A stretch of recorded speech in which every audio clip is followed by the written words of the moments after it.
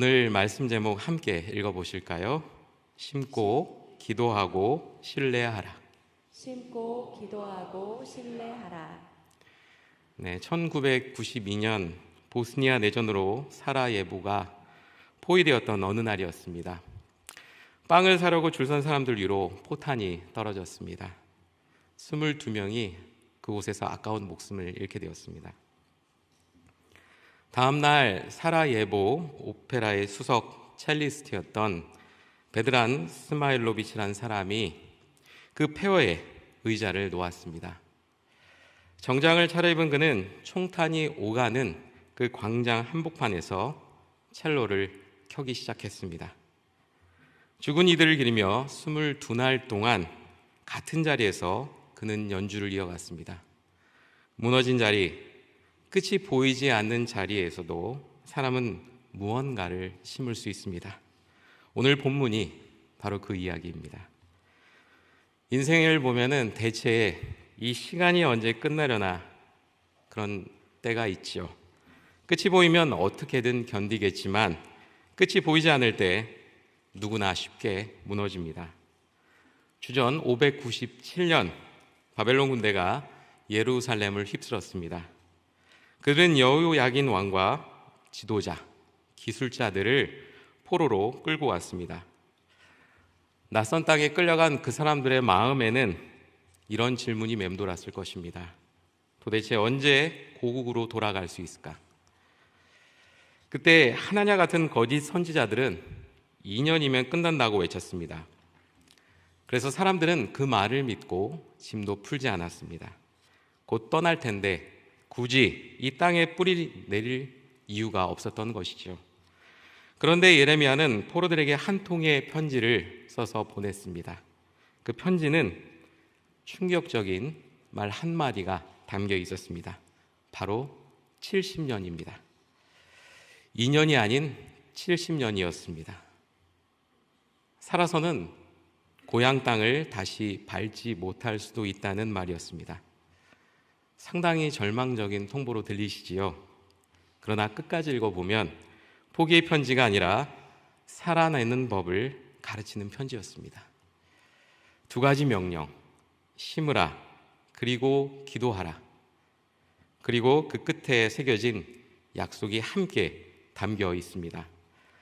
11절에 담긴 말씀입니다. 제가 읽어드리겠습니다. 여호와의 말씀이니라. 너희를 향한 나의 생각을 내가 하나니 평안이요 재앙이 아니니라.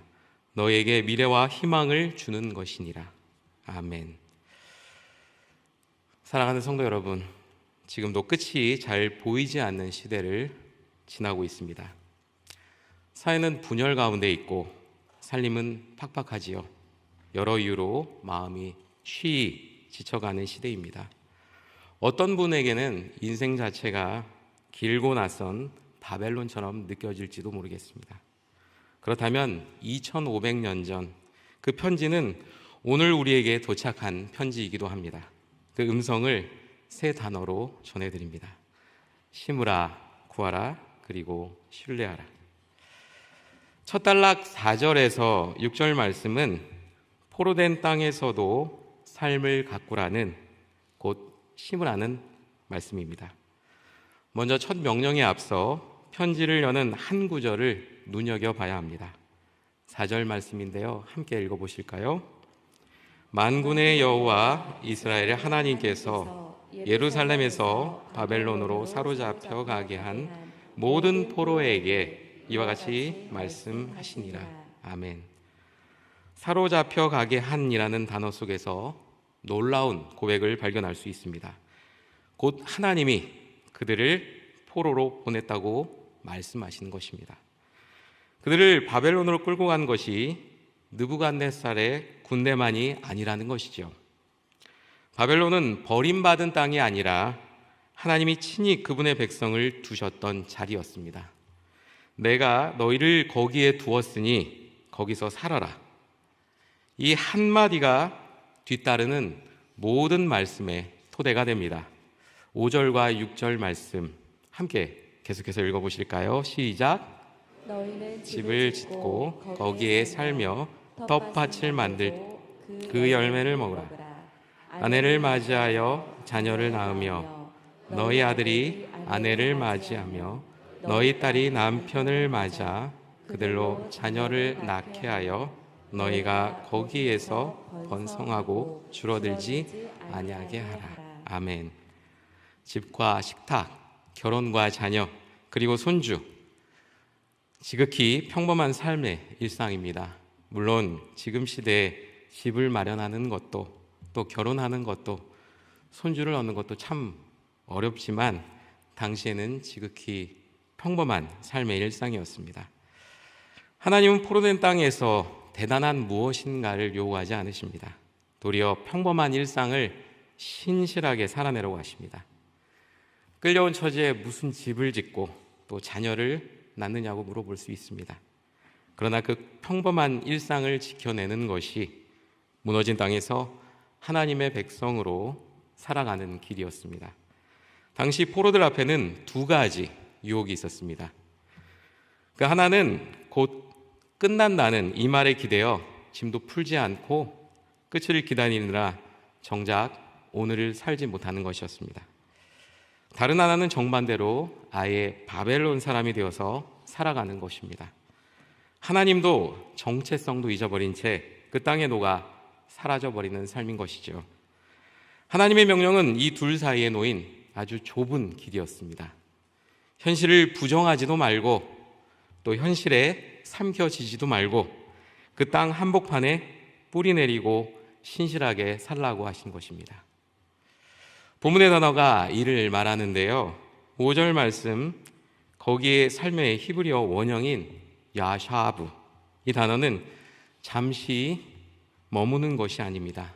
한 곳에 정착해서 오래 살아간다는 거주의 의미를 담고 있는 단어입니다. 이방 땅에서의 일시적 체류를 뜻하는 꾸르와는 다른 단어이지요.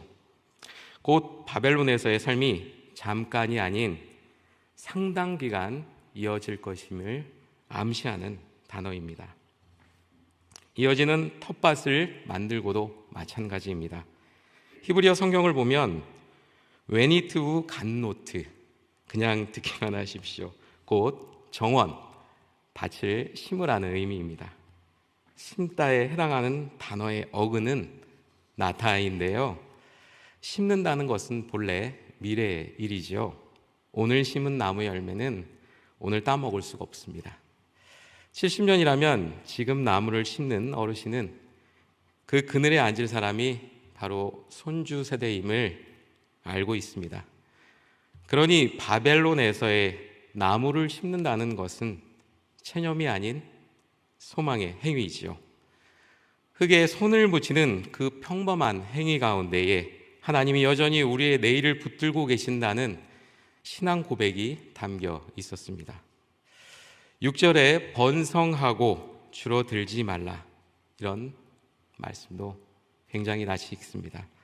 창세기에서 하나님이 사람을 지우고 생육하고 번성하라고 하신 복의 명령과도 같은 울림입니다. 포로된 땅에서도 하나님의 백성은 여전히 하나님의 복을 살아내는 백성이라는 뜻이지요. 두려움에 위축되어 점점 작아지는 무리가 아니라 심판의 한복판에서도 생명을 일구고 번성하는 백성으로 살기를 하나님은 원하셨습니다. 우리가 흔히 빠지는 함정이 바로 여기에 있습니다. 힘든 시기를 만나면 우리는 삶을 쉽게 유예합니다. 이 고비만 넘기고 나면, 형편이 좀 나아지면, 내가 은퇴하고 나면 그때 제대로 살겠다고 삶을 유예하게 되지요. 미루어 버립니다. 그러나 이렇게 미루는 사이에 하나님이 지금 이 자리에 주신 시간은 그저 그렇게 흘러가 버리고 맙니다. 정신과 의사이자 철학자인 빅터 프랭클이라는 사람이 있습니다. 이분은 나치 강제 수용소에서 살아남아 죽음의 수용소에서라는 책을 저술했습니다. 같은 굶주림과 추위, 그리고 같은 폭력 앞에서도 견뎌낸 사람들이 있습니다. 이들에게는 한 가지 공통점이 있었습니다. 바로 살아야 할 이유가 있었다는 것이죠.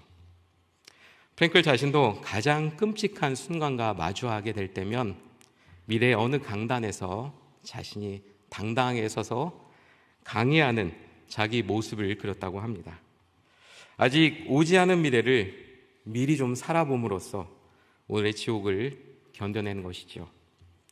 그는 니체의 말을 즐겨 사용했다고 합니다. 왜 살아야 하는지를 아는 사람은 그 어떤 어려움도 견딜 수 있다. 미래를 마음에 심는 사람이 끝이 보이지 않는 오늘을 버텨냈습니다. 하나님은 오늘 우리에게도 심으라 하십니다. 형편이 다 갖추어지기를 기다리며 삶을 미루지 말고 지금 서 있는 그 자리, 가정과 교회와 또 여러 가지 관계 속에서 뿌리를 내리고 열매를 가꾸라 하십니다. 이제 내 역할은 다 끝났다. 이제 나이가 먹었으니 이제 쉬어야겠다. 이렇게 여기지 마십시오. 심는 일에는 너무 늦은 때란 없습니다. 오늘 심으시는 작은 나무 한 그루가 다음 세대에 쉴 그늘이 됩니다. 14, 15년 전에 그 일이 생각이 났습니다. 저희 가장 친한 친구 중에 하나가 있었는데요. 그 친구의 아버지께서 소천하실 때의 일입니다. 그 아버지께서 이제 부름을 받으실 때에 아버지께서 이렇게 말씀하셨다고 해요.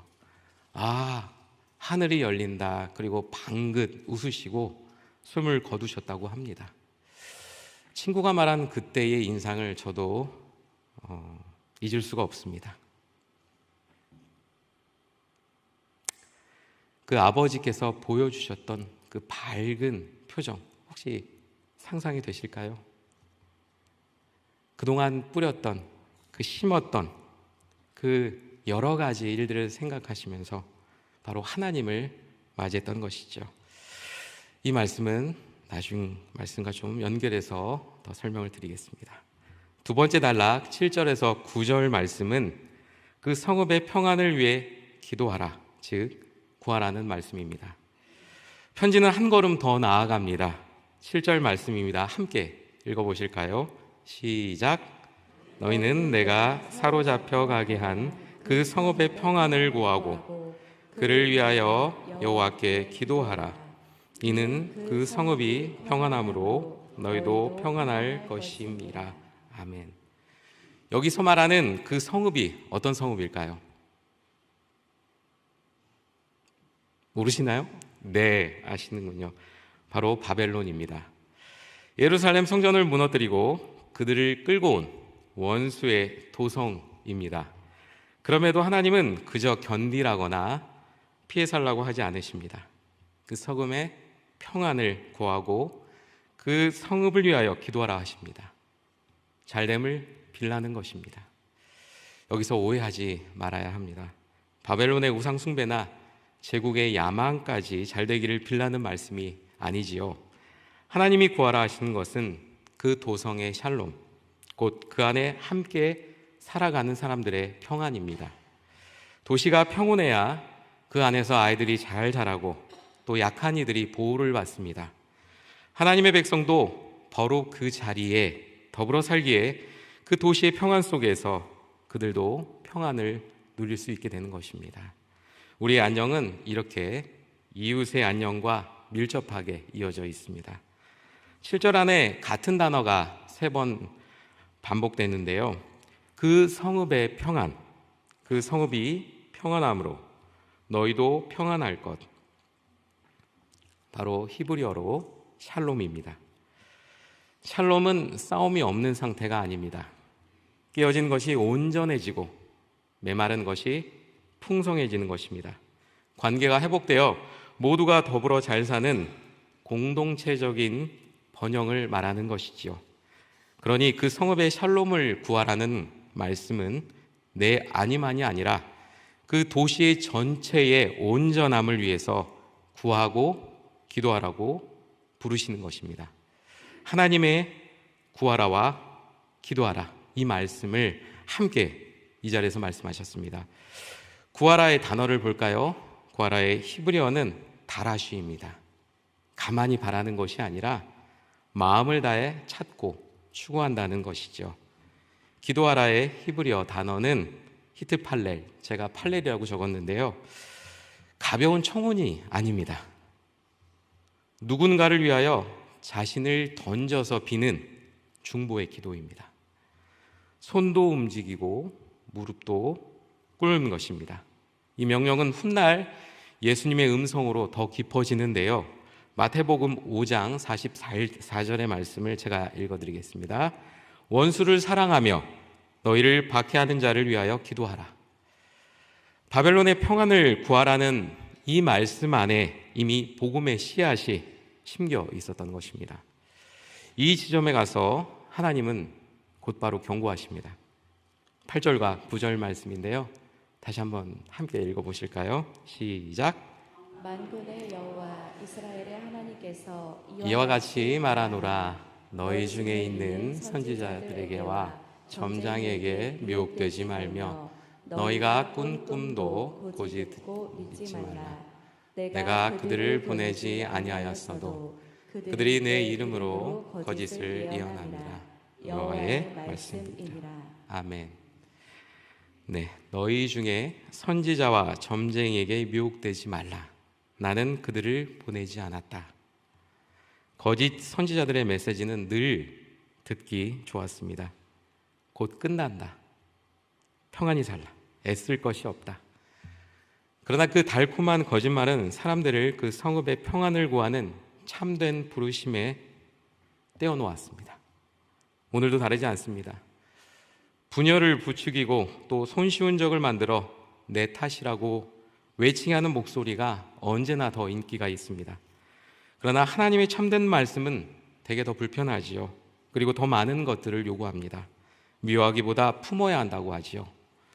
무너뜨리기보다는 평안을 구하라고 하십니다. 남아프리카 공화국의 넬슨 만델라 대통령 이야기 잘 알고 계실 겁니다. 인종 차별 정책에 맞서다가 27년을 감옥에서 보냈습니다. 그가 풀려나 대통령이 되었을 때에 모두가 보복할 것을 예상했습니다. 그러나 그는 복수가 아닌 화해의 길을 선택했습니다. 자신을 가둔 이들에게 정부에 와달라고 그들과 함께 정부를 세웠습니다. 또 한때 백인 지배의 상징이었던 럭비팀 유니폼을 함께 입고 갈라진 나라를 끌어안았습니다. 원수의 도성이 무너지기를 바라는 대신에 그 나라 전체의 평안을 구한 것입니다.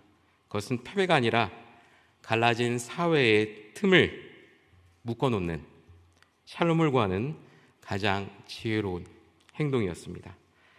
1990년에 한국 사회가 갈등과 대립으로 갈라져 있을 때에 한국 천주교에서 큰 운동을 벌였죠. 바로 내 탓이오 운동을 벌였습니다. 미사 중에 가슴을 치며 내 탓이오, 내 탓이오, 내 큰 탓이오 외쳤습니다. 그리고 거리로 나왔습니다. 김수환 추기경이 그 운동의 가장 앞자리에 섰고 내 탓이오라는 그 스티커가 거리 곳곳에 그리고 자동차에 나붙었습니다. 모두가 내 탓이 아닌 내 탓이라고 삿대질하던 시대에 내 탓이라고 말하는 것, 그것은 패배가 아니라 갈라진 사회의 평안을 구하는 용기 있는 행동이었습니다. 사랑하는 성도 여러분, 우리 사회도 깊이 갈라져 있습니다. 며칠 전 선거를 마치며 누군가는 기뻐하고 누군가는 낙심했을 것입니다. 그러나 하나님은 내 편이 이기게 해달라가 아니라 그 성읍의 평안을 구하라 하십니다. 내가 지지하지 않는 사람이 그 자리에 앉았을지라도 이 나라 전체의 샬롬을 위하여 기도하라는 것입니다. 심는 손과 기도하는 무릎, 우리가 이렇게 살 수 있는 것은 바로 하나님이 우리를 향해 품으신 생각이 있기 때문입니다. 마지막 단락 10절에서 14절 말씀은 미래와 희망을 주시는 하나님에 관한 말씀입니다. 곧 신뢰하라입니다. 이제 편지는 약속에 이릅니다. 10절입니다. 많이 읽으셨으니까 제가 읽어드리겠습니다. 여호와께서 이와 같이 말씀하시니라.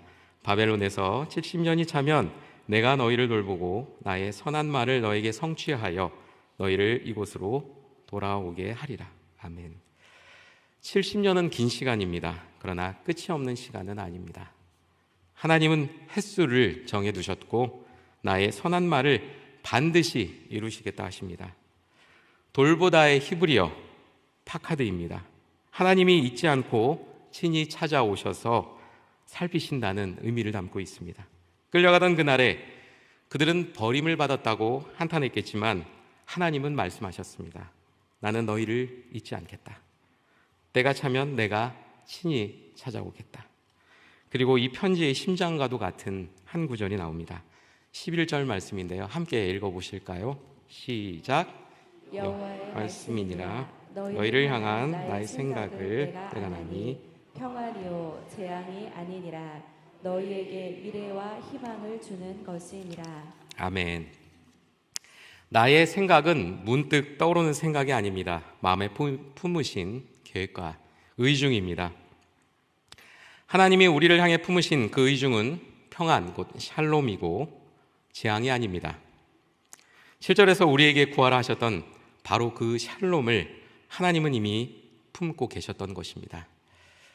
그리고 그 끝에 미래와 희망이 있습니다. 하나님이 쓰시는 이야기의 결말에는 희망이 있다는 것이지요. 이 약속은 흔히 하나님이 내 앞길을 형통하게 해주신다는 그런 의미로 인용되곤 합니다. 그러나 본래 이 말씀은 70년 포로살이를 앞둔 백성, 대부분 살아서는 고향 땅을 다시 밟지 못할 사람들에게 주신 것입니다. 그러니 가벼운 약속이 아니라 길고 어두운 포로살이조차 나의 선한 계획밖에 있지 않다는 깊은 약속의 말씀이었습니다. 당장 형편이 풀리지 않아도 그 끝을 보지 못해도 하나님이 품으신 이야기의 결말은 바로 평안이라고 하는 것, 이것이 우리가 신뢰할 근거입니다. 그렇다면 우리의 반응은 과연 어떠해야 하는 것일까요? 12절과 13절 말씀입니다. 함께 읽어보실까요? 시작. 너희가 내게 부르짖으며 내게 와서 기도하면 내가 너희들의 기도를 들을 것이요 너희가 온 마음으로 나를 구하면 나를 찾을 것이요 나를 만나리라. 아멘. 흥미롭게도 두 단어가 눈에 들어옵니다. 기도하라, 구하라입니다. 7절에서는 그 성읍을 위해 기도하라고 구하셨는데 이제는 그 기도와 구함이 하나님 자신을 향해 있습니다. 도시를 위한 중보가 결국 하나님을 온 마음으로 찾는 그 자리로 이어지는 것입니다. 그리고 약속의 절정이 바로 14절에 있습니다. 14절 말씀 마지막 절이니까 함께 읽어보실까요? 시작. 이것은 여호와의 말씀이니라. 나는 너희들을 만날 것이며 너희를 포로된 중에서 다시 돌아오게 하되 내가 쫓아 보내었던 나라들과 모든 곳에서 모아 사로잡혀 떠났던 그곳으로 돌아오게 하리라. 이것은 여호와의 말씀이니라. 아멘. 포로살이의 진짜 끝은 옛 땅으로 돌아가는 것이 아닙니다. 나는 너희들을 만날 것이며 하나님을 다시 만나는 것이었습니다. 그들이 잃어버린 가장 중요한 것은 땅이 아니라 하나님과의 만남이었고 회복의 핵심도 바로 그것이었습니다. 디트리 보네폰 목사님은 히틀러에 맞서다가 체포되어 결국 처형되었지요. 죽음을 몇 달 앞둔 그 감옥에서 그는 사랑하는 이들에게 한 편의 시를 적어 보냈습니다. 훗날 선한 능력으로라는 이 찬송이 된 그 글에서 그는 무슨 일이 닥치든 하나님이 선한 능력으로 자신을 둘러싸고 계시다는 것을 믿는다고 고백했습니다. 처형장이 가까워지는 그곳에서도 이야기의 결말에 하나님의 선하심이 있음을 신뢰한 것입니다. 같은 신뢰를 우리 시대에서도 볼 수가 있습니다. 장애인들을 위한 기독교 사역단체인 조니와 친구들 국제장애인 센터의 설립자이자 30권 이상의 책을 저술한 조니 에릭슨 타다라는 여성이 있습니다. 이 여성은 17살에 다이빙 사고로 전신이 마비되어 평생 휠체어에 신세를 져야 하는 인생이었습니다. 그토록 바라던 치유는 끝내 이 땅에서 주어지지는 않겠지만 수십 년의 고통 속에서도 하나님의 선한 의중을 붙들었습니다. 자신이 가장 기다리는 것은 부활의 날 새 몸으로 일어서서 주님을 뵙는 그 순간이라 고백했습니다. 형편은 바뀌지 않았어도 이야기의 결말이 그분과의 만남임을 신뢰했던 것입니다. 사랑하는 성도 여러분, 우리도 그렇게 신뢰하도록 부름을 받았습니다. 우리의 희망은 형편이 좋아 보이느냐에 달려있지 않습니다.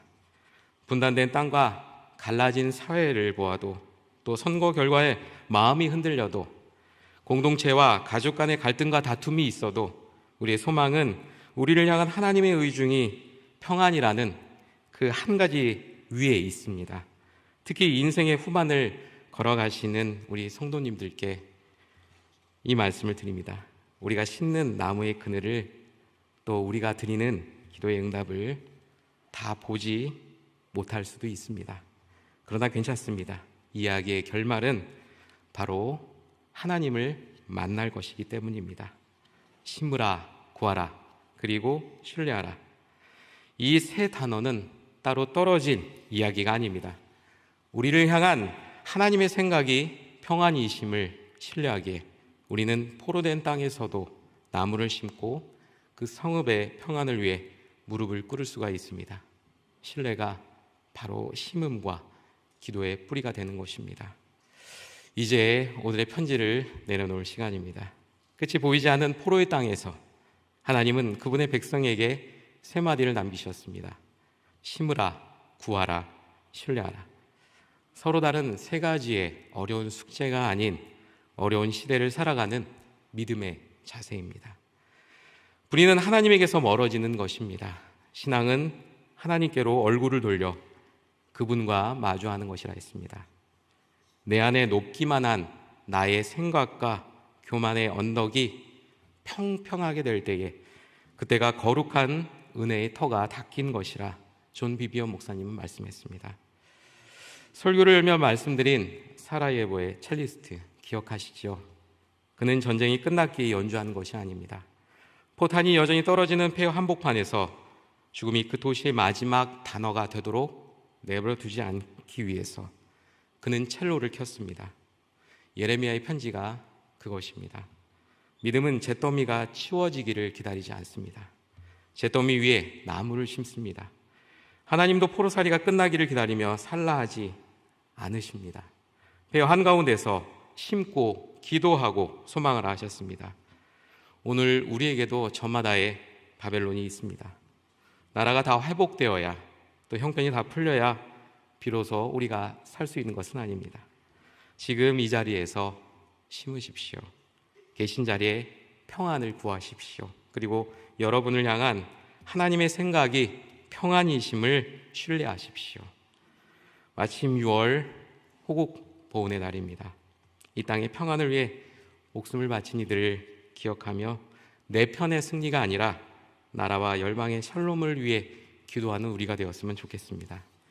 이야기의 마지막은 잿더미가 아닙니다. 나는 너희들을 만날 것이다.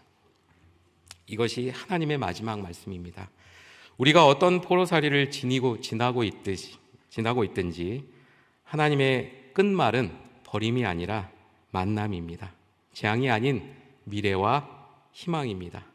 우리가 심은 나무의 그늘을 다 누리지 못하고 떠날지라도 괜찮습니다.